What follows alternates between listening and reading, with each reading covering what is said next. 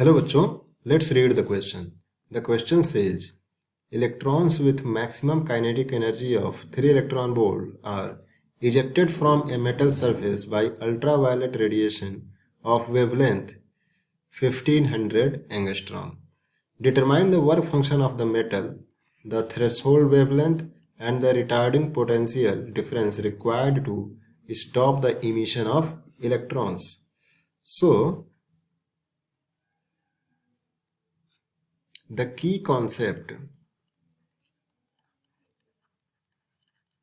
of this question is photoelectric effect.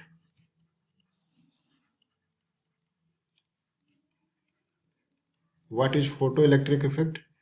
Suppose this is metal surface और कोई एक wavelength lambda की radiation fall होती है इस मेटल सरफेस पे. तो अगर इस रेडिएशन की एनर्जी E ग्रेटर देन होगी वर्क फंक्शन से. वर्क फंक्शन क्या होती है? Minimum required energy to eject electron from the metal surface. तो यहाँ से इलेक्ट्रॉन्स इमिट्स होने लगेंगे, ठीक है, इस मेटल सरफेस से. इस प्रोसेस को ही फोटो इलेक्ट्रिक इफेक्ट कहा गया है, ठीक है. तो यहाँ पे कह रहा है कि काइनेटिक एनर्जी दे रखी है 3 इलेक्ट्रॉन वोल्ट, ठीक है, और इंसिडेंस रेडिएशन की वेवलेंथ दे रखी है 1500 एंगस्ट्रॉम. बोल रहा है कि वर्क फंक्शन कैलकुलेट करनी है. तो जो काइनेटिक इक्वेशन होती है, kinetic energy equal to hc by lambda, this is the energy of incidence radiation minus work function, ठीक है.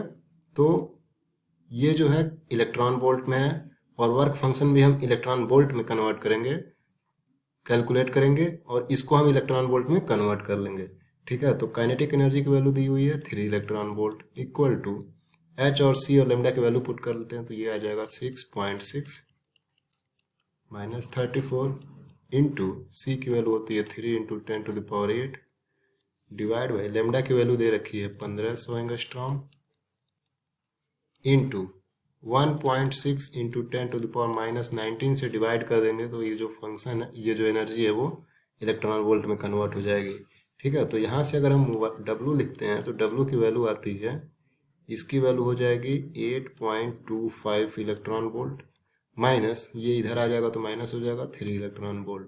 तो यहाँ से जो वर्क फंक्शन की वैल्यू आएगी वो आएगी 5.25 इलेक्ट्रॉन वोल्ट. अब हमें थ्रेशोल्ड फ्रीक्वेंसी कैलकुलेट करनी है, थ्रेशोल्ड वेवलेंथ. तो जो हमारा वर्क फंक्शन W होता है वो होता है hc बाई लेमडा. ये लेमडा क्या है? थ्रेशोल्ड वेवलेंथ, ठीक है.